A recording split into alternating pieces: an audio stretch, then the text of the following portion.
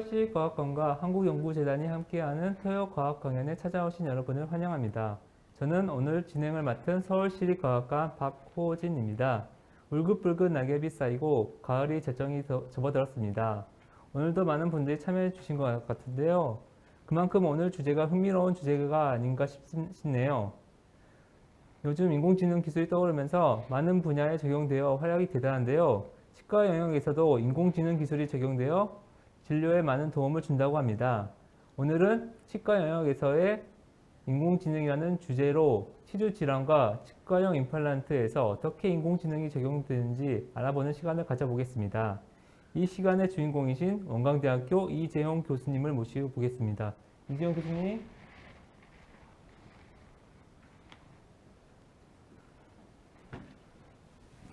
이재용 교수님께서는 현재 원광대학교 치과대학 대전치과병원 치주과에서 치주질환과 임플란트 시술 및 관련 진료를 하시고 최근에는 인공지능 기술을 도입한 치과 영역에서 더 나은 진료 방법에 대해 연구하고 계십니다. 교수님, 간단한 인사 말씀 부탁드리겠습니다. 네, 안녕하세요. 원광대학교 치과대학 이재용입니다.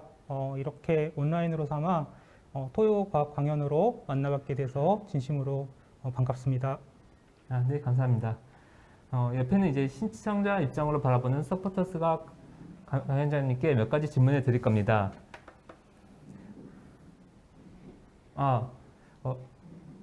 자, 서포터스 지지님 소개 부탁드리겠습니다. 안녕하세요. 서울시립과학관 대학생 예질 서포터즈 지지 박지영입니다.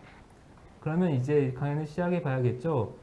강연이 진행되는 중에도 이제 교수님과 제가 채팅창을 통해서 확인할 수 있으니까요. 시청자분들께서 활발한 리액션과 다양한 질문으로 많은 질문 남겨주시기 바랍니다. 그러면 강연 들어가 볼까요? 네, 강연 시작하겠습니다. 예, 강연 시작하겠습니다. 제가 오늘 여러분들한테 말씀드릴 내용은요. 치과 영역에서의 인공지능, 치주질환과 치과용 임플란트를 중심으로 한 내용입니다.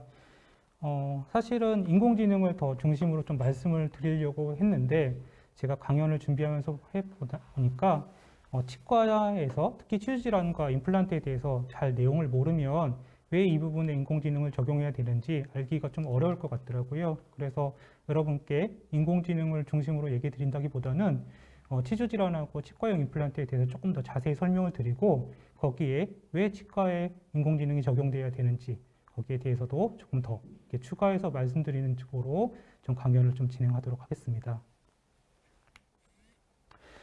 치과에는 우선 과가 여러 개 있습니다. 여기 이제 진료과가 여러 개가 있고요. 그 외에도 이제 진료과 말고도 기초과들도 여러 가지 있는데 저는 이 중에서 이제 치주과에 근무를 하고 있습니다.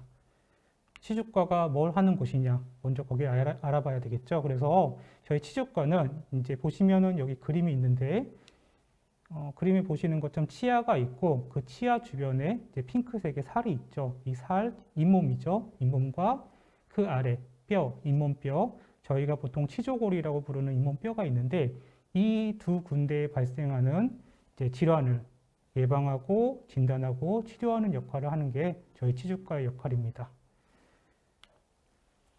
이 치주질환이 중요한 거는 굉장히 여러 가지 이유가 있을 거라고 생각을 해요. 여러 가지 이유 때문에 치주질환이 중요한데 그 중에서도 제가 생각할 때 치주질환이 중요한 이유는 뭐냐면 굉장히 많은 사람들, 특히 남녀노소를 불문하고 전 세계에 있는 거의 모든 인구의 절반 이상이 가지고 있는 질환이기 때문에 저는 치주질환이 굉장히 중요하다고 생각을 하고 있습니다. 그래서 어떤 연구에 따르면은 아주 간단한 이제 치주염증까지 포함을 한다고 치면 10명 중에 9명이 가지고 있다. 이렇게 말씀을 드리고 있거든요. 그래서 저희 이렇게 3명이 있지만 저희 3명 중에 2명은 분명히 치주염을 가지고 있다. 이렇게 말씀을 드려도 아마 맞을 거라고 저는 생각을 하고 있습니다. 예. 그렇기 때문에 굉장히 치주질환이 중요한 것 같고요. 이거는 이제 우리나라에서 나온 통계인데요. 우리나라에 이제 건강보험이 워낙 잘 되어 있기 때문에 건강보험 통계를 보시면 치주 질환자가 얼마나 많은지를 좀 알 수가 있어요. 그래서 보시면은 여기 이제 빨간색으로 이렇게 표시된 게 이제 치주 질환자의 숫자인데요. 보시면 2019년도부터는 외래 질환의 1등입니다. 외래 질환의 1등을 차지하고 있고요. 그 다음에 여기가 2020년까지 결과가 나와 있는데 사실은 2021년도도 1등입니다. 그래서 지금 계속 2019년부터 질환에 1등을 놓치지 않고 있는 게 치주 질환이라고 볼 수 있고요. 그렇다면 이제 2018년도 아래부터는 2등이었잖아요. 그래서 그때는 1등이 뭐였냐 하면은 감기입니다. 감기. 감기가 1등이었는데 이제 감기를 제끼고 이제 치주 질환이 지금은 1등이라고 그렇게 말씀을 드릴 수가 있습니다. 저희가 잇몸을 좀 자주 보시는지 모르겠어요. 저는 이제 환자분들이 이렇게 저희 병원에 외래에 오셔서 잇몸이 아파요 해서 아니면 뭐 잇몸이 저는 깨끗한데 잇몸이 뭐 쑤시는 것 같아요 이런 거 말씀을 하시면 이렇게 제가 잇몸을 들여다 보잖아요. 잇몸을 들여다 보면은 좀 지저분하고 안 좋으신 분들도 굉장히 많습니다. 본인은 근데 잘 모르시고 저는 하루에 양치 3번 하고 뭐 약도 먹고 이러는데 왜 잇몸이 안 좋아요? 뭐 저한테 그러는데 그럴 때 제가 말씀드리는 게 이제 화장실은 조명이 밝잖아요. 화장실 아래서 이렇게 밝은 조명 아래서 이렇게 거울 아래서 이렇게 입술을 까서 보시고 본인의 잇몸을 한번 보라고 좀 말씀을 드립니다. 그러면은 본인의 잇몸을 보면은 잇몸이 얼마나 좋은지 나쁜지 조금 아실 수가 있거든요. 그래서 이분 같은 경우는 어떻게 보이실지 모르겠지만 상당히 잇몸이 좀 깨끗합니다. 이도 좀 예쁜 편이고 잇몸도 이렇게 핑크색으로 예쁜 편이고 그다음에 핑크색의 딱딱한 잇몸 위에는 이제 물렁물렁한 붉은색의 잇몸이 또 이렇게 자리를 잡고 있습니다. 그래서 이게 거의 정상에 가까운 잇몸인데요. 혹시 뭐 여기서 조금 이상한 걸 느끼실 수 있나요? 여기서 혹시? 잘 모르겠는데 혹시 저기 하얀 부분 혹시 뼈 아닌가요? 맞습니다. 안쪽에 뼈가 이제 비쳐 보이는 거죠. 잇몸 살이 워낙 얇기 때문에 안쪽에 뼈들이 비쳐 보이는 경우들도 있습니다. 이제 그게 질환은 아니고요. 이제 선천적으로 잇몸 살이 얇은 거죠. 그래서 이제 그건 질환이 아닌데 여기 보시면 이렇게 빨간색 부분 그리고 이렇게 파란색 부분이 있습니다. 그래서 조금 차이점이 느껴지시는지 모르겠습니다. 그래서 자, 여기 파란색 부분은 굉장히 핑크색이 예쁩니다. 예쁜데 여기는 조금 진한 핑크색이죠. 약간 좀 진한 핑크색이고 여기는 좀 뭐랄까요? 굉장히 보드라워 보이는데 여기는 약간 좀 거칠어 보이는 그런 조금 울럭불럭한 느낌이 있어요. 그래서 잇몸에 염증이 조금 생긴 거죠. 잇몸에 염증. 예. 그래서 이제 좀 깨끗한 잇몸하고 덜 깨끗한 잇몸을 비교해 보시면 좀 알 수가 있어요. 알 수가 있습니다. 그래서 이런 경우에 이제 이분 같은 경우는 굉장히 양치도 잘 되시고 치주염도 심하지 않고 말하자면 잇몸에만 이제 염증이 생겨 있는 경우죠. 이런 경우에는 저희가 치주염이라고 하지 않고 치은염이라고 하게 됩니다. 그래서 치은염과 치주염의 차이는 뭐냐? 치주염은 잇몸 살 아래 뼈까지 질환이 이완이 되었을 때 치주염이라고 하는 거고 뼈까지 가지 않고 아직 살에만 염증이 있는 경우에는 치은염이라고 하게 되는데 이게 중요한 게 이렇게 치은염 상태일 때 관리를 굉장히 잘하고 치료도 잘 받게 되면 다시 정상적인 잇몸으로 돌아갈 수가 있다는 게 굉장히 중요한 겁니다. 그래서 이런 상태라고 하면 저희가 관리를 잘 해주시면 다시 정상으로 돌아갈 수가 있는 거죠. 근데 이제 치주 질환의 가장 큰 문제가 뭐냐면 별로 아프지가 않다는 겁니다. 충치가 생기면 여러분 아마 친구들 다 보면 충치는 한두 번 다 경험을 해보셨고 아픈 분들도 많았을 것 같아요. 그래서 충치가 생기면 어떤가요? 음식 먹을 때 막 쏘는 것처럼 아프기도 하고 밤에 통증이 있어서 잠을 못 자기도 하고 막 그렇죠. 그럼 어떻게 돼요? 그 다음날 막 바로 치과로 달려가야 되겠죠. 근데 문제는 치주염 같은 거는 충치하고 다르게 별로 아프지가 않습니다. 그래서 뭐 잇몸이 살짝 부었다 가라앉는다거나 아니면 양치할 때 피가 조금 나요. 이 정도. 아니면 음식물이 좀 더 많이 끼는 것 같아요. 그 정도. 그렇기 때문에 그냥 방치해 두시는 경우가 많게 되는데 문제는 이렇게 방치가 되면 점점 더 진행이 돼서 이제 치주염으로 진행이 되는 거죠. 말씀드린 것처럼. 그래서 이렇게 이제 심각한 상황에 놓이게 됩니다. 문제는 이렇게 심각한 상황에 놓였는데도 불구하고 엄청나게 불편하지 않은 경우들도 많습니다. 그래서 이제 저희가 봤을 때는 이거 어떻게 막 이러지만 환자분들은 이렇게까지 돼도 잇몸에서 피가 나요. 이 정도로 오시는 경우들도 되게 많습니다. 그래서 좀 심각성을 알기가 어려운 거죠. 근데 치주염이 이렇게 심하게 뼈까지 진행이 되면 어떻게 될까요? 그러면 이제 치아가 움직이고 고름이 나오고 치아가 여기 보시면 앞니 같은 경우는 치아가 이제 움직이는 겁니다. 이제 치아가 움직이고 그다음에 여기 하얗게 보이는 것들은 이렇게 고름이 이제 나오는 거죠. 이렇게 나오고 그다음에 이제 핑크색 잇몸은 다 없어지고 이렇게 너무 붉은색이 안 이쁜 잇몸으로 바뀌게 되고요. 그다음에 이제 결국에는 이제 치아가 빠지게 되는 거죠. 예. 그런 상황까지 오게 되는 게 이제 만성 치주염이기 때문에 굉장히 무서운 거죠. 굉장히 무서운 질환이 되는 건데, 자, 그렇기 때문에 치주염은 미리 진단을 잘 받으셔야 되고 거기에 따라서 치료가 이루어져야 되는데 정확한 진단은 이제 임상 검사하고 방사선 검사를 통해서 이루어지게 됩니다. 아마 치과 안 가보신 분들은 한 번도 없으실 거예요. 그래서 건강검진이라도 다 구강검진 받으셨을 거라서 치과 임상검사는 다 받아보셨을 건데 되게 익숙합니다. 익숙하죠. 저희 그래서 거울이 있을 거고요.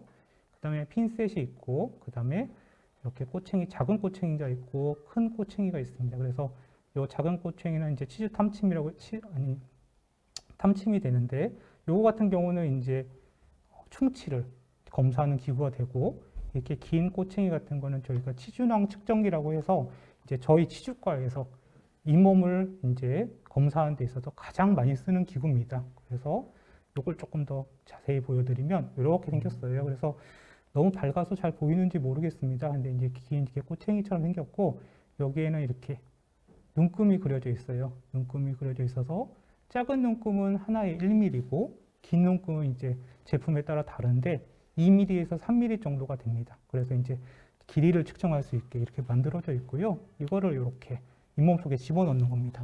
잇몸 속에다 집어넣어서 이렇게 건강한 잇몸에다가 꼭 집어넣으면 건강한 잇몸이 있기 때문에 더 들어가지가 않는 거죠. 그래서 한 길이가 2에서 3mm 정도, 이 정도 나오는 거고, 만약에 잇몸에 염증이 생기고 뼈가 녹아 있고 치주염이 심하게 진행이 됐다고 치면은 꼭 집어넣으면 이제 쑥 들어가는 거죠. 잇몸 속으로 들어가서 치주낭 측정기로 측정을 해봤더니 잇몸이 얼마만큼 녹았더라.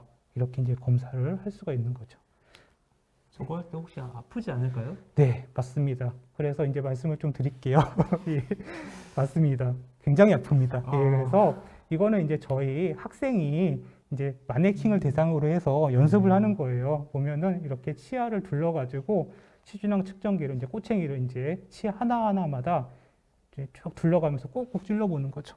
그래서 검사를 하는 거죠. 그래서 이제 하나마다 다 합니다. 치아 하나마다 다 하기 때문에 뭘까요? 뭐 우선은 아프죠. 건강한 사람도 아플 네. 겁니다. 근데 이제 저희 과에 오시는 분들은 뭐예요? 대부분 다 잇몸이 이미 아프신 분들이잖아요. 잇몸이 아픈데 저렇게 찔러대면 더 아프겠죠. 당연하게. 그래서 굉장히 고통스러워합니다. 저희 찌르는 동안 피도 많이 나고 고름도 나고 아파하고 굉장히 힘들죠. 진짜로. 그리고 시간도 오래 걸리고요. 아무튼 그렇기 때문에 굉장히 고통스러운 검사입니다. 근데 반드시 필요한 검사가 되겠죠. 잇몸뼈가 얼마나 녹았는지를 확인해야 되기 때문에 굉장히 중요한 검사라고 할 수가 있습니다. 이제 거기에 더해서 방사선 검사가 왜 중요한가에 대해서 좀 말씀을 드리려고 하는데요. 자, 이거는 이제 제가 찍은 사진 중에 한 장인데요. 자, 여기 보시면은 치아가 1번 치아랑 2번 치아를 제가 이렇게 준비를 했습니다. 자, 어느 치아가 좀 더 나빠 보이시는가요? 잇몸이 더. 1번 아닐까요? 네, 다 1번이라고 당연히 말씀을 하십니다. 저도 당연히 1번이 더 나빠 보입니다. 보면은 이제 잇몸 뿌리가 뼈가 다, 살이 다 녹았고, 잇몸 뼈도 다 녹아서 뿌리가 여기까지 노출이 되어 있는 상태죠. 예, 그래서 뿌리가 다 보이는 상태고, 거기에 비해서 2번 같은 경우는 자, 잇몸 색깔은 붉은색으로 염증이 있는 게 보이긴 하지만, 그럼에도 불구하고 어느 정도 살도 덮여져 있습니다. 그렇죠? 근데 이제 방사선 사진을 찍으면 이렇게 보이는데요. 제가 좀 이쪽으로 할까요? 2번이 이렇게 보이나요? 예, 그래서 제가 표시를 이제 좀 해왔습니다. 그래서 자, 원래 뼈 높이는 이렇게 주황색 점선으로 해서 여기까지 있어야 뼈가 정상인 건데 이렇게 노란색으로 지금 상태는 뼈가 녹아 있는 게 이렇게 제가 표시를 했습니다. 그래서 2번 같은 경우에 1번보다도 뼈가 사실은 더 많이 녹아 있습니다. 안쪽으로는요. 그래서 사실 치주 질환이라는 게 이제 겉으로 보이는 것도 분명히 있지만 어떻게 보면 원인은 이제 잇몸 속에 있는 거기 때문에 저희가 아까도 마찬가지죠. 탐침으로 꾹꾹 찔러서 저희가 느껴서 수치를 확인을 하는 거지만 그것뿐만 아니라 실제로 이렇게 눈으로 보는 작업이 필요한 거죠. 그래서 뼈가 얼마나 녹았는지를 실제로 봐야 되는 거죠. 이거 같은 경우는 1번 못지않게 2번도 엄청나게 치주염이 많이 진행이 되어 있던 거죠. 지금도. 그래서 거의 1번이나 2번이나 둘 다 사실은 뽑아야 될 만한 상황인 겁니다. 예. 자, 이렇게 제가 금방 말씀드린 것처럼, 방금 말씀드린 것처럼 치주염에 있어서 임상 검사하고 그다음에 방사선 검사가 이렇게 조합이 돼가지고 적절한 진단이 이루어지게 된다면 거기에 따라서 이제 적절하게 치료가 진행이 되게 되겠죠. 그래서 치료가 진행이 되게 될 텐데 한번 제가 보여드릴게요. 이거는 조금 뭐랄까요? 여기 너무 피가 많이 난다고 하셔가지고요. 조금 사진을 저희가 줄였습니다. 그래서 좀 이해를 해주시면 좋을 것 같고요. 자, 여러분들도 이제 치주염에 진단을 하실 수가 있습니다. 제가 어느 정도 말씀을 드렸잖아요. 그래서 딱 보시면 알겠죠. 자, 치아가 있는데 치아 주변에 뼈가 다 녹았고 살도 다 없어졌고 그다음에 살 색깔이 핑크색이 아니고 보라색에 가깝습니다. 그래서 이제 염증이 심하게 있는 거죠. 여기 송곳니에 이렇게 염증이 생겼습니다. 자, 저희가 진단을 할게요. 그래서 임상 검사를 통해서 진단을 했고 여기에 더해서 이제 방사선 사진 검사를 하는 겁니다. 그러면 뼈가 이렇게 거의 다 녹아 있구나. 치아 주변으로 저희가 이제 알 수 있는 거고요. 자, 정확한 진단을 하고 난 다음에는 이제 치료를 들어가야 되겠죠. 그래서 자, 치료를 들어갑니다. 그래서 치료 방법도 굉장히 여러 가지가 있어요. 치료 방법이 여러 가지가 있는데 가장 적극적인 치료 방법 중에 하나는 이제 치주 수술입니다. 잇몸 수술을 하는 건데 이제 칼로 잇몸을 열어서 거기에 있는 염증을 긁어내고 치주염의 원인이 되는 게 이제 염증이거든요. 이제 치태, 치석, 염증 같은 것들이 될 텐데 이런 것들을 최대한 제거를 하는 건데 자, 이렇게 보시면 이제 저희가 아까 방사선 사진에서 보여드렸던 것처럼 뼈가 녹았던 부위가 실제로 이렇게 보이죠. 이렇게 제가 표시를 이렇게 해놨고 거기에 더해서 사진이 좀 작아서 보이는지 모르겠지만 여기 이렇게 노란 부분에는 또 이제 치석이 자리를 잡고 있습니다. 여기 검게 치석이 있어서 이런 치석들도 다 긁어내는 거죠. 염증을 다 긁어내고 그다음에 소독을 잘 하고 깨끗하게 만들어준 다음에 다시 이제 덮어주는 거죠. 다시 덮어주면 보시면은 이제 치료 전과 치료 후 12개월 뒤인데요. 많이 좋아진 걸 확인하실 수가 있어요. 그래서 이 송곳니인데 여러분들도 진단하실 수가 있습니다. 그래서 이렇게 핑크색에 가깝게 변했고 녹았던 잇몸 살도 상당히 많이 찼죠.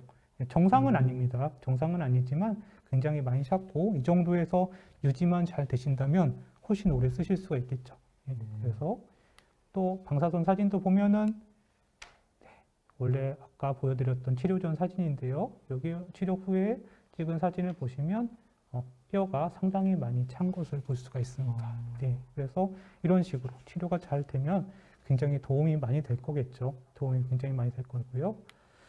자, 근데 이제 문제가 있습니다. 여기서 문제가 있는데 뭐냐면 치주염의 정확한 진단은 굉장히 어려운 편입니다. 이제 아까 선생님께서 말씀해 주신 내용이에요. 그래서 치주염의 정확한 진단을 위해서는 정확한 임상 검사와 방사선 검사가 필수적으로 같이 필요한데 꼼꼼하게 우선은 치주염의 검사를 하는 게 어렵습니다. 우선은 사람이 하는 작업이기 때문에 자, 보여드릴게요. 보시면 이게 이제 방사선 사진이 되는데 굉장히 치아는 복잡한 형태를 가지고 있고 그 다음에 모든 사람이 갖고 있는 치아가 다 다르죠. 치아의 형태와 모양이 다 다르고 치아 하나하나마다 가지고 있는 질환의 정도도 다 다릅니다. 거기에다가 뭐 조금 비교해서 얘기를 하긴 그렇지만 치아는 보통 저희 어른 같은 경우에는 28개에서 32개를 가지고 있기 때문에 32개의 질환이 다 다른 형태와 모양을 가지고 있다고 생각하면 굉장히 헷갈릴 수밖에 없는 거죠. 진단하기가. 그래서 이렇기 때문에 이런 상태에서 저희가 이제 꼬챙이를 가지고 꾹 찔러볼 때 환자분은 아파요 하고 시간도 엄청 오래 걸리고 거기에다가 뭐 다른 환자들도 밀려 있고 하면은 정확한 진단이 이루어지지 않을 가능성이 있는 거죠. 그렇게 네, 저도 이거 보면서 저도 검사 받으러 가야 되나 싶기도 하는데 근데 갑자기 보니까 더 무서워져서 가기가 어려워지지 않나 근데 그런 예, 맞습니다. 근데 이제 오지 않으시면 제가 항상 말씀을 드리는데 환자분들한테 말씀을 드리는데 치주질환 같은 경우는 이제 상처하고는 달라요. 그래서 이제 피부에 어느 칼로 그 상처가 나곤 하면 시간이 지나면 아물지만 치주질환은 절대로 시간이 지나간다고 저절로 낫지 않습니다. 무조건 더 나쁜 방향으로 가거든요. 치주질환은. 그래서 반드시 치주질환은 가능한 빨리 치료를 받으셔야 되고 이제 진단도 제대로 받으셔야 되는 거죠. 그래서 어쨌든 이렇게 굉장히 복잡하기 때문에 여러 가지를 놓칠 수가 있습니다. 그래서 한번 놓치게 되면은 진짜 방치가 되는 거죠. 치주질환이 방치가 되고 아까 보여드렸던 것처럼 만성으로 치주염이 진행이 되면 막 고름이 나오게 되고 이를 뽑게 되는 상황까지도 그렇게 갈 수가 있는 거죠. 그래서 이를 막기 위해서 굉장히 많은 뭐 기구나 재료나 아니면 여러 가지 이제 진단 도구들이 이제 개발이 되고 있고 현재도 이제 여러 가지 연구들이 이루어지고 있어요. 이루어지고 있는데 이제 그 중에서 한 방법이 바로 이제 인공지능이 활용이 되는 거겠죠. 예, 그래서 그 중에 한 방법이라고 보시면 될 것 같고요. 인공지능이 그래서 필요한 이유 중에 하나가 될 것 같습니다. 자, 보통 이제 인공지능이라고 하면 저는 이제 저희 어렸을 때 인공지능이라고 하면 이제 로봇가 나와가지고 사람하고 비슷하거나 아니면 뭐 사람보다 막 엄청나게 뛰어난 막 지능을 가지고 있는 막 무슨 기계 같은 걸 얘기하는 거였어요. 근데 이제 지금은 인공지능 여러분들은 그렇게 생각하지 않으실 것 같아요. 여러분들 너무 이제 일상생활에 가깝게 이미 다 들어와 있고 인공지능이 너무 뛰어난 기능으로 현재 이제 일상생활에 사용되고 있기 때문에 그러진 않으실 것 같고요.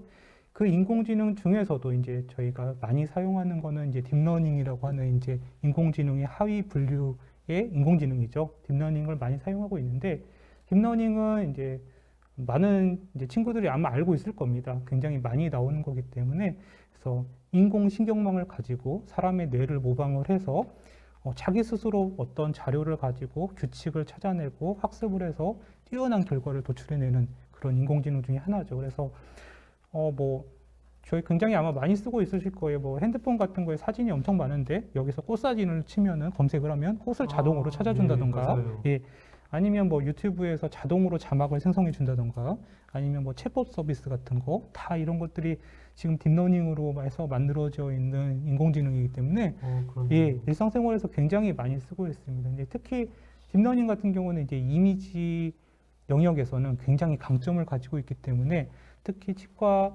방사선 사진 분야, 이미지 분야에서도 굉장히 많이 이제 활용이 되고 있습니다. 예. 그래서 이러한 성공적으로 딥러닝을 사용하기 위해서는 아마 두 가지 요소가 거의 모든 딥러닝 알고리즘이 마찬가지일 것 같긴 한데요. 첫 번째로 이제 가장 적절한 딥러닝 알고리즘이 있어야 될 거고, 근데 이제 딥러닝 알고리즘 같은 경우는 정말 발전하는 속도가 너무너무 빠릅니다. 발전하는 속도가 너무너무 빨라서 오늘 다르고 내일 다르기 때문에 저는 사실 알고리즘의 전문가도 아니고 잘 모르는 사람이기 때문에 저는 이제 검증된 알고리즘들을 가져다 쓰게 되는데 어쨌건 정말 빠르게 발전을 하고 있는 그런 단계에 있고요. 거기에 더해서 이 딥러닝 알고리즘이 적절하게 학습을 할 수 있는 데이터셋이 필요한데 저희 같은 경우는 이제 의료 데이터셋이 굉장히 중요하겠죠. 그래서 저희 같은 경우는 어쨌든 두 번째가 더 중요하다고 얘기를 할 수 있을 것 같아요. 그래서 저는 이제 2017년도, 2018년도에 처음 이제 의료 인공지능 딥러닝에 대해서 관심을 가지기 시작을 했고요. 그때 이제 제가 당연히 관심을 가졌던 거는 저는 이제 치주과 의사니까 치주 질환에 대해서 이제 관심을 가졌겠죠. 그래서 거기에 맞게 데이터셋을 이렇게 분류를 하는 거를 좀 공을 많이 들였습니다. 그래서 큰 어금니, 작은 어금니도 나누고 거기에 따라서 치주염도 종류별로 나눠서 방사선 사진을 모았고 이걸 이제 딥러닝 그 당시에는 이제 굉장히 간단한 딥러닝 알고리즘을 이용해 가지고 이제 결과를 도출을 했습니다. 그래서 봤는데 한 정확도가 70에서 80% 정도 그 당시에 정확도를 보였습니다. 그래서 어떤 사람은 이게 높다고 하는 사람도 있고 어떤 사람은 저게 뭐냐 하는 사람도 있을 수 있는데 저는 생각보다 굉장히 놀랐습니다. 아까 초반에 제가 방사선 사진을 보여드렸지만 이렇게 사람이 32개의 복잡한 치아 모양을 가지고 있는 형태, 정말 다 다른 형태인데 이거를 7, 80% 정도의 정확도로 분류를 한다? 그 당시에는 굉장히 이 정도면은 좀 사용해 볼만 하겠는데 앞으로 조금 더 발전을 한다면은 정말로 임상에서 활용할 수 있겠는데 이런 생각을 가지게 됐고요. 이거는 분명히 앞으로 뭔가 되겠다. 그런 생각을 그 당시에 했었습니다. 그래서 이제 인공지능 기반의 치주염 진단에 대해서 연구를 진행을 하기 시작을 했고요. 저 말고도 이제 많은 연구자들께서 이 부분에 대해서 굉장히 연구를 많이 진행을 했고, 그 4, 5년 사이에 엄청나게 발전을 했고, 지금은 이제 실제로 임상에서 활용하는 딥러닝 알고리즘들이 이제 인공지능 기반 치주염 진단이 나오고 있습니다. 그래서 이 부분에 대해서 조금 더 말씀을 좀 드리려고 그러는데요. 네. 예, 말씀드리겠습니다. 그래서 이거는 이제 상업화되어 있는 프로그램 중에 하나예요. 제가 소개를 드리려고 하는데 이거는 독일에서 만든 프로그램이고요. 지금 이제 독일에서뿐만 아니라 유럽에서도 사용이 되고 있고, 이제 이걸 만든 연구자분들은 이제 저하고도 친분이 있고, 저하고도 이제 계속 몇 년 전부터 같이 연구를 좀 진행하고 계신 분들입니다. 그래서 보시면 이렇게 방사선 사진을 집어 넣으면 이것들을 분석을 해서 이런 식으로 와. 충치가 어디 있는지, 여기 보면 이 붉은색이 바로 충치가 있는 부분을 나타내는 거거든요. 그래서 충치가 딱 있다 이렇게 딱 해주고, 딱 이렇게 방사선 사진을 또 검사를 하면 요 뿌리 끝 부분에 염증도 있고, 여기는 신경이 있고, 임플란트는 여기 있다, 뭐 이런 것들까지 자동으로 다 분류를 해주고, 이제 또 하나는 이거죠. 뭐냐면 이게 이제 저희가 관심을 갖는 거죠. 아까 치주염에 대해서 말씀을 드릴 때 중요한 게 뭐였나요? 저희가 꼬챙이로 찔러보는 거 있잖아요. 그래서 그렇죠. 네. 잇몸을 눌러보는 게 깊이를 보는 건데, 요거는 이렇게 밴드 형태로 잇몸이 얼마나 깊은지 이렇게 보여주는 겁니다. 그래서 이분 같은 경우에는 사실 잇몸이 별로 나쁘지 않으신 분이죠. 이분 네. 같은 경우는 밴드가 되게 얇잖아요. 나쁘지 않은데, 만약에 진짜 잇몸이 안 좋으신 분의 방사선 사진을 내면 저 밴드가 굉장히 이제 두껍겠죠. 이제 깊으니까. 예, 그래서. 그럼 이제부터 저거 찔러보진 않아도 되겠네요? 그쵸. 찔러보지 아. 않아도 이제 환자분들의 불편감도 훨씬 줄어들고, 저희가 검사하는 속도도 훨씬 빨라질 수밖에 없는 거죠. 네네네. 그럴 수밖에 없는 거고, 이거는 이제 또 다른 프로그램이에요. 이거는 오버젯이라고 해서 이건 미국에서 만든 프로그램인데요. 이것도 마찬가지로 이렇게 방사선 사진을 집어넣고 하면 저희가 보는 건 뭔가요? 저희가 보는 건 말씀드린 것처럼 뼈의 높이죠. 뼈가 얼마나 되는지 보면은 여기 1.5mm, 2mm 이런 식으로 측정을 자동으로 해줍니다. 치아 사이에 자동으로 해주고, 그래서 여기 보시면 여기는 연두색이고 요 위는 이제 빨강색인데요. 3mm 이상이 될 때는 이제 경고를 해주는 거죠.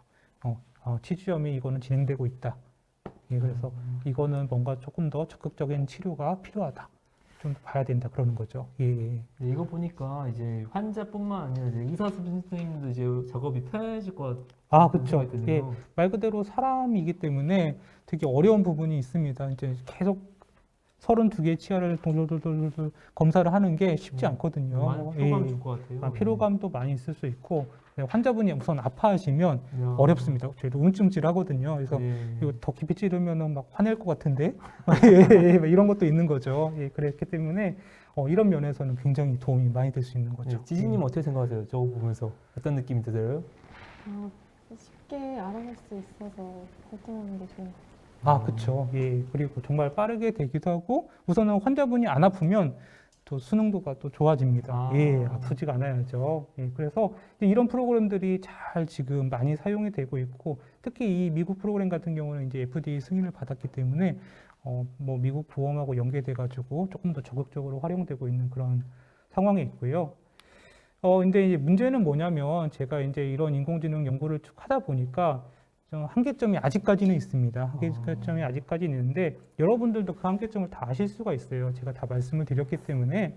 뭐냐면 우선은 이게 이 지금까지 보여드린 인공지능 같은 경우는 방사선 사진만 가지고 보게 되는데, 방사선 사진만으로는 분명히 한계가 있습니다. 임상 검사가 반드시 포함이 돼야 되거든요. 그래서 환자분 언제 아프셨어요? 어떻게 하면 더 아프신가요? 아니면 밤에 아프셨나요? 며칠 전부터 아프셨나요? 이런 것들.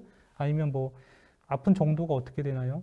쑤시나요? 아니면은 뭐 통증이 뭐 그냥 부드럽게 있나요? 아니면 쑤시는 듯이 아프나요? 이런 것들이 굉장히 다 중요합니다. 정보가. 그러네요. 예. 근데 이런 정보들은 이제 방사선 사진을 갖고 하는 인공지능은 다 평가를 아직까지는 못하고 있기 때문에 아직까지는 좀 절반에 가까운 인공지능이라고 할 수 있겠고요. 근데 이제 지금 이런 임상 검사 결과들까지도 이제 어떻게 보시면 이제 자연어 처리 기능들이 이제 생기고 있잖아요. 그래서 이제 컴퓨터에다 얘기를 하는 거죠. 나는 어떻게 아프고, 나는 언제 아프고, 나는 쑤시는 정도가 얼마고 이런 거 하면 이제 그런 것까지 다 포함이 돼가지고 방사선 사진하고 조합을 해가지고 이제 결과가 나오는 이제 그렇게 갈 겁니다. 네, 그렇게 가면 의사 선생님들 이제 힘드시지 않을까요? 예, 그러지 않도록 해야 되는데, 예, 좀 아무튼 무섭습니다. 예, 그럴 수 있을 것 같아요. 그래서 아직까지는 한계가 있더라, 아직까지는 한계가 있더라라고 이렇게 말씀을 드릴 수 있을 것 같아요. 그렇게. 교수님, 네. 질문이 있는데 그럼 인공지능이 보편화되거나 상용화되려면 어느 네. 정도 시간이? 저는 지금 이 순간에도 정말 엄청나게 빠르게 발전하고 있어서 제가 말씀드린 것까지 하면은 5년 이내에는 나오지 않을까요? 예, 5년이면 충분히 나오고도 남을 시간이라고 생각을 하고 있습니다. 그래서 저희 그러니까 뭐라고 말할까요? 저희 치과에서 CT를 많이 쓰는데요. CT가 쓰기 시작한 것도 사실 10년 내외에, 그러니까 많이 쓰기 시작한 것도 뭐 나온 건 2, 30년 이상 됐지만 했는데 지금은 다 쓰고 있거든요. 한 10년 이내 말하자면 그런 식으로 정말 빠르게 모든 게 다 환경이 변하고 있습니다. 그래서 인공지능도 정말 한 5년이면은 제가 생각할 때는 저희 기반은 다 마련돼 있거든요. 요즘 컴퓨터 안 쓰시는 분 없고 요즘 탑 핸드폰 다 정말 다 쓰고 계시기 때문에 정말 빠르게 발전하고 있고 여기 맞춰가지고 한 5년 이내면은 이런 제가 말씀드린 것들이 다 한계가 해결되지 않을까요? 치과 영역에서는 좀 그렇게 보고 있습니다. 네, 여기에 더해서 제가 이제 잠깐 말씀드릴 내용이 이제 임플란트 관련된 내용이 되는데요. 예, 치아가 없으면 어떡할 거냐? 뭐 이제 치주전으로 해서 이제 치아가 빠지면 어떡할 거야? 막 이러는데 그러면 뭐 요즘은 대부분 사람들이 이렇게 말씀하세요. 아, 임플란트 하면 되지 뭐. 임플란트 하면 되지. 이렇게 말씀을 하십니다. 그런데 맞지요. 임플란트 하시면 되실 수도 있지만 임플란트도 여러 가지 상황이 있고 굉장히 어려울 수가 있습니다. 그래서 우선 임플란트에 대해서 간단히 좀 보여드릴게요. 이분은 치주염이 심하신 분은 아니고 딱 보시면 아시겠지만 잇몸이 깨끗하시죠. 그래서 젊은 여자 환자분이에요. 근데 안타깝게도 이제 자전거를 타다가 넘어져가지고 앞니가 부러졌습니다. 그래서 이제 오셨고요. 어떻게 해요? 이제 앞니가 없으면 안 되잖아요. 그러니까 일을 하셔야 되는데 이렇게 방사선 사진을 찍으면 여러분들도 이제 다 이제 아실 수 있습니다. 아, 잇몸, 예, 그쵸. 아, 여러분들 다 진단하실 수 있습니다. 이제 그래서 치주염이 없고 아주 건강하다. 이제 다만 치아 머리가 다 부러졌구나 이렇게 알 수가 있죠. 그래서 자 이렇게 이를 조심해서 남은 부분을 빼고 그 이제 구멍에다가 나사를 이제 넣는 거죠. 말 그대로 나사기 때문에 그냥 이렇게 망치로 톡톡 박아 놓는 게 아니고 드라이버 같은 걸 이렇게 조이는 겁니다. 이렇게 조여서 놓고 자, 이렇게 닫아서 이제 시유를 시키고 시간이 지나면 이제 이렇게 이런 식으로 저희가 박은 나사 모양은 이렇게 생겼거든요. 3차원으로는요.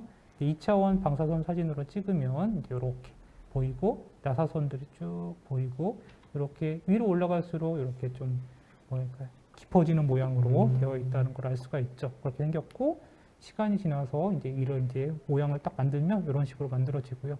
보시면은 굉장히 어느 정도는 예쁘게 마음에 안 드시는 분이 있을 수도 있습니다. 이거는 예, 근데 그래도 심혈을 기울여서 보시면 아시겠지만 여기에 치아가 약간 깨져 있는 것도 약간 재현을 했습니다. 예, 그래서 이런 식으로 재현을 하고 아무튼 아주 자연스럽게 만들어졌고 사진을 찍어 보면은 이런 식으로 이제 돼 있다 이렇게 할 수 있습니다. 교수님 여기 옆에 있는 네. 게 혹시 저거랑 비슷한 아, 맞습니다. 예, 그래서 저희가 이렇게 좀 준비를 했는데요. 이걸 제가 좀 말씀을 드릴 수 있을까요? 잘 모르겠습니다. 어쨌든 이렇게 아이고 예, 임플란트 나사가 있고요. 이렇게 나사 위에다가 머리 모양을 올릴 수 있는 또 기구가 있고 여 위에다가 또 올리는 거죠. 여 위에다가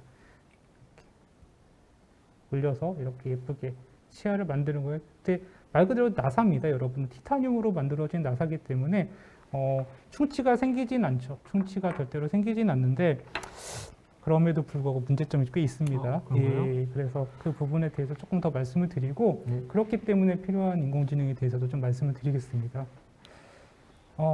뭐냐면 이런 거죠. 네. 그러네요. 이제 환자분들이 이렇게 임플란트를 하시고 나면 이제 임플란트에 또 비용을 많이 쓰시잖아요. 네네. 비용을 쓰고 나면서 말씀을 하세요. 당연히 뭐라고 하냐면 뭐 이제 이제 임플란트 했으니까 이제 이가 빠질 일은 없겠죠. 뭐 이제 충치가 안 생기잖아요. 이거는 이제 말 그대로 썩는 게 아니잖아요. 그래서 그러니까 뭐 나 이제 앞으로 막 먹어도 되는 거죠. 이제 양치도 안 해도 되나요? 막 이러시는 분들도 있고 이렇습니다. 근데 절대 그렇지 않죠. 그래서 말 그대로 임플란트 주변에도 치아 마찬가지로 염증이 똑같이 생깁니다. 염증이 똑같이 생기는데 그거는 이제 저희가 치주염이라고 부르지 않고 임플란트 주염이라고 부르게 됩니다. 임플란트 주염이라고 부르게 되는데 원인은 똑같습니다. 원인은 치주염하고 똑같이 이제 각종 세균들이 원인이 되기 때문에 똑같은 현상이 나타나죠. 임플란트 주변으로 잇몸이 붉게 변하는 걸 볼 수 있고요. 그다음에 더 심해지면 이제 조금만 건드려도 피가 난다거나 아니면 이렇게 고름이 이제 나오는 것도 볼 수 있고요. 그리고 말 그대로 임플란트 주변으로 뼈가 녹아가지고 이제 이렇게 저희가 치료하기 위해서 잇몸을 열어보면 이제 뻥 뚫려 있는 거죠. 이런 경우들도 볼 수가 있는 겁니다. 거기에 더해서 임플란트는 치아하고 다르게 말 그대로 기계이기 때문에 나사를 이용해서 위에 이렇게 머리 부분하고 아래 이제 나사 부분을 연결을 하게 됩니다. 이렇게 긴 나사로 연결을 하게 되는데요.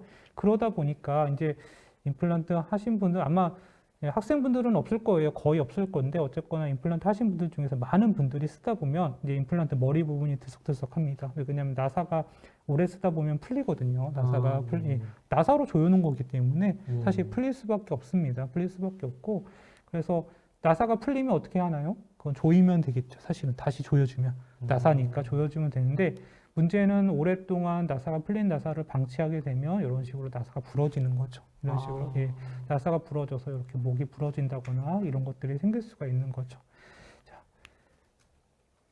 또 하나는 이제 이건 더 심각한 경우인데요. 이건 더 심각한 경우인데 임플란트 주변에 임플란트 나사가 자체가 이렇게 어떻게 보면 터져 나간 겁니다. 나사 일부분이 터져 나가가지고 이렇게 뼈가 노출된 건데 문제는 이렇게 임플란트 나사가 터져 나가면 터져 나간 걸로 끝나는 게 아니고 그 주변에 계속 염증을 일으키거든요. 그래서 임플란트 주위염도 굉장히 심해져요. 굉장히 심해지기 때문에 이 경우에도 또 문제가 생길 수밖에 없습니다. 예. 한 가지 여쭤볼 게 있는데요. 네. 여기 채팅창을 보면서 제네식스 S님께서 이제 임플란트 위에 떼운 것처럼 일부러 표현한 건가라는 이렇게 뭐 호기심을 이렇게 질문을 해 주셨어요. 떼운 것처럼이라는 게 어떤 말씀이신지 제가 정확히 모르겠는데요. 저기 이- 은색돼 있는 윗부분이요? 임플란트, 그 부분 말씀하셨구나. 여기 보시면은 이렇게 치아 색깔 나는 재료로 보통을 하는데, 안쪽에는 금속입니다. 안쪽에는. 그러니까 금속, 이렇게 보시면은, 요건 조금 다른 모양이긴 한데, 어쨌거나 이런 금속 같은 거 위에다가 이렇게 사기 모양의 치아를 올리는 거기 때문에, 네. 깨져 나가면 금속이 노출이 될 수가 있는 거죠. 그래서 금속이 보이는 게 정상은 아니고요. 근데 이제 상황에 따라서는 금속 절반하고 그다음에 치아 색깔 다른 재료 절반으로 하시는 경우도 있고요. 아예 뭐 금으로 하시는 경우도 있고 다 다른데 이분 같은 경우는 위에 부분을 금속으로 하신 거예요. 이 부분은요. 근데 여기는 깨져 나가서 조금 더 노출이 된 거고요. 그렇군요. 예, 그래서 여기 같은 경우는 또 이제 잘 안 가는데요. 이쪽 세 번째 그림도 마찬가지로 윗부분을 금속으로 하신 거죠. 말하자면. 네, 네. 그래서 상황에 따라서 씹는 힘이 강하거나 아니면 그런 분들 같은 경우는 금속으로 하시는 경우들도 많이 있어요. 임플란트 했다고 해도 좀 조심을 해야겠네요. 그럼요. 임플란트도 자기 치아하고 똑같이 관리를 해주셔야 되고요. 이제 저희 같은 경우는 사실 임플란트가 더 예민하다고 얘기를 합니다. 자기 치아보다. 관리가 더 어렵고 양치도 더 어렵습니다. 그래서 더 관리를 잘해주라고 말씀을 드리거든요. 예, 그렇습니다. 어쨌든 이런 상황까지 오게 되면 어떻게 되냐면 결과적으로는 나사를 이제 고쳐야 되는 거죠. 나사를 고쳐야 되는 거죠. 아니면 임플란트를 빼거나 아니면 임플란트 나사를 조이거나 아니면 나사를 바꿔주거나 이런 여러 가지 이제 어떻게 하면 고치는 작업을 해야 되는데 문제가 여기서 있습니다. 어떤 문제가 있냐면 바로 이런 문제가 있는 거죠. 전 세계적으로 수백 개 이상의 임플란트 제조 회사들이 존재를 하고 그 회사들마다 가지고 있는 임플란트 시스템들이 수십 개가 있습니다. 그렇다 보니까 전 세계적으로 수천 개의 임플란트 종류가 있습니다. 시스템 종류가 있어서 여기 제가 5개만 보여드리고 있는데요. 다 비슷해 보이긴 하지만 그래도 조금씩 다르죠. 네, 나사선 모양도 조금씩 다 다르고 모양도 조금씩 다 다르고 어떤 거는 좀 길쭉하고 어떤 거는 좀 통통하기도 하고요. 이런데 문제는 다 호환이 거의 되질 않습니다. 그래서 만약에 이런 거죠.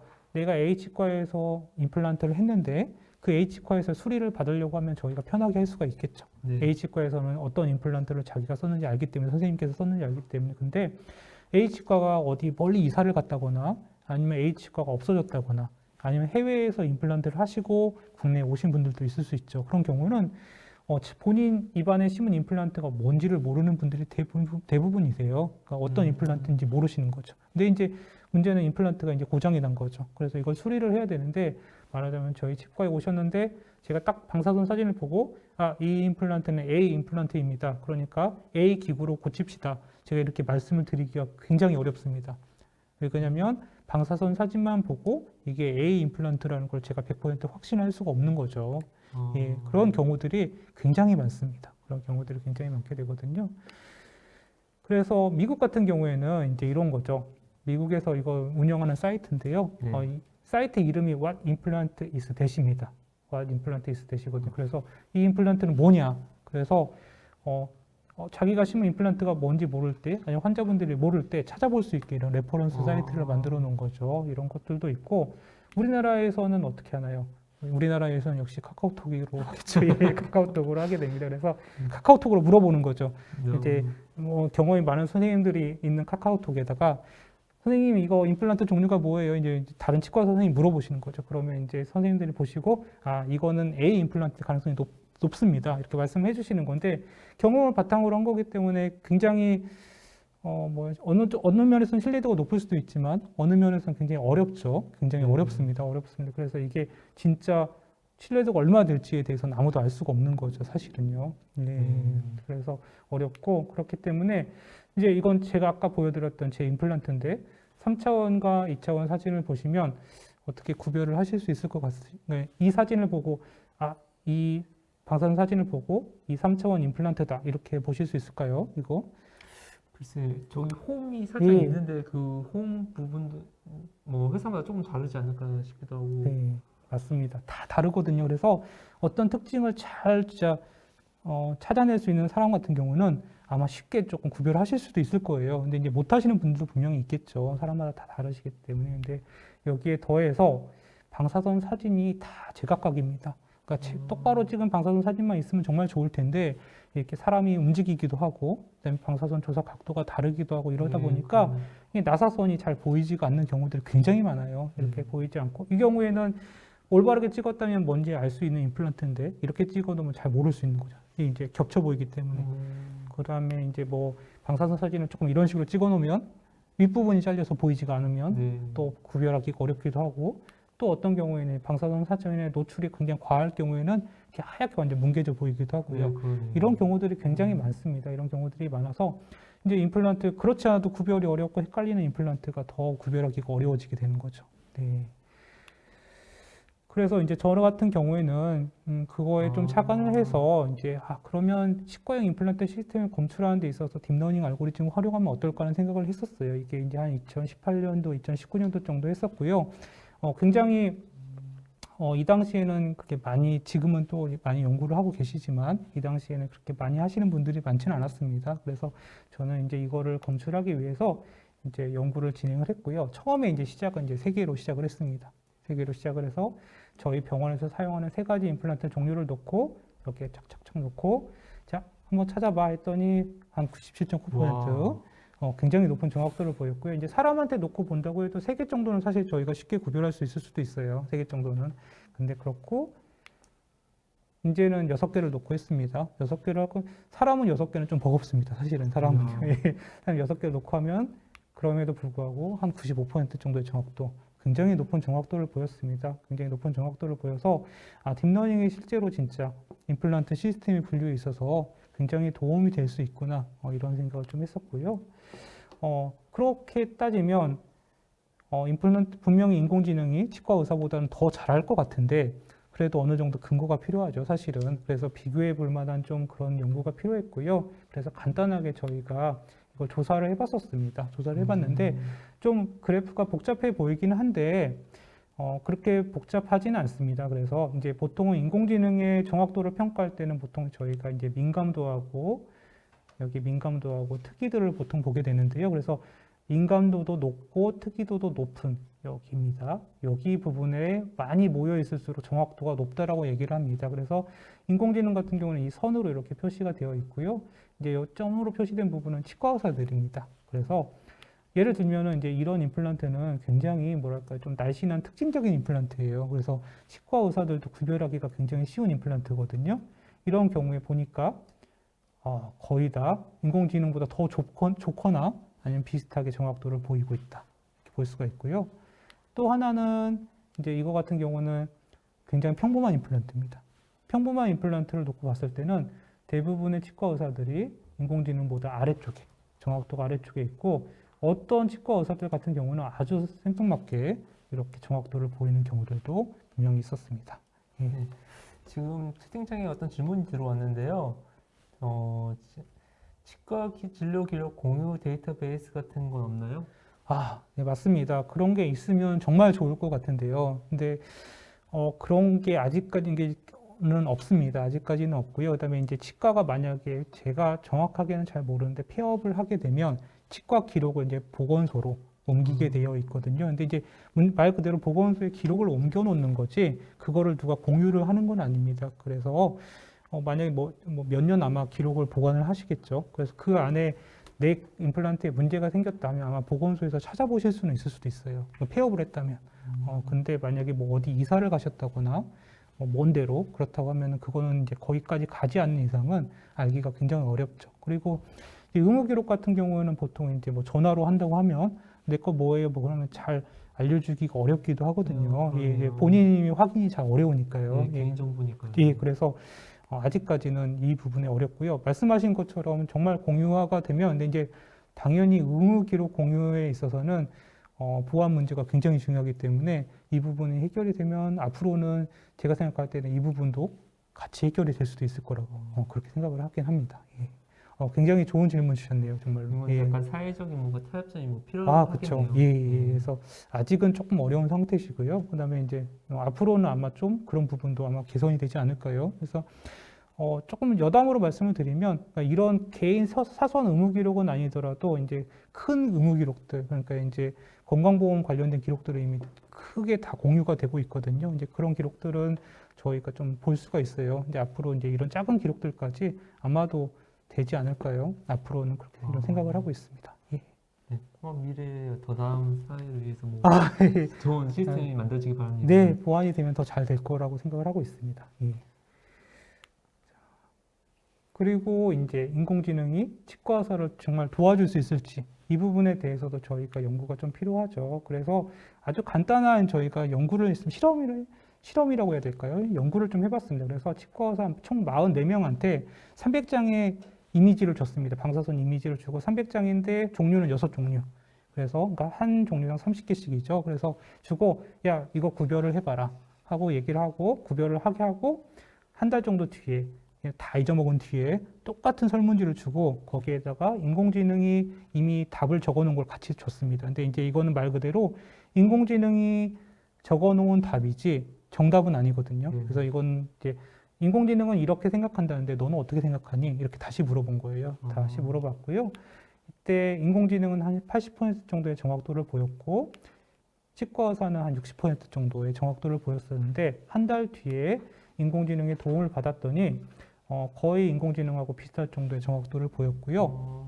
거기에 더해서 임플란트 이제 숙련된 치과 의사 같은 경우는 인공지능에 만족하지 않고 인공지능이 A라고 이건 A 같은데 이렇게 얘기를 했는데도 불구하고 이건 내가 봤을 땐 B야 이렇게 생각을 하고 찍었는데 더 정확도가 높은 거죠. 말하자면. 그래서 인공지능과 임플란트 숙련된 치과 의사가 더해질 경우에는 훨씬 더 높은 정확도를 보이는 것을 저희가 확인할 수 있었습니다. 그래서 인공지능만이 능사는 아니고요. 거기에 더해서 이제 잘 활용을 하면은 더 높은 정도의 개선점을 볼 수 있다는 걸 저희가 좀 확인을 했습니다.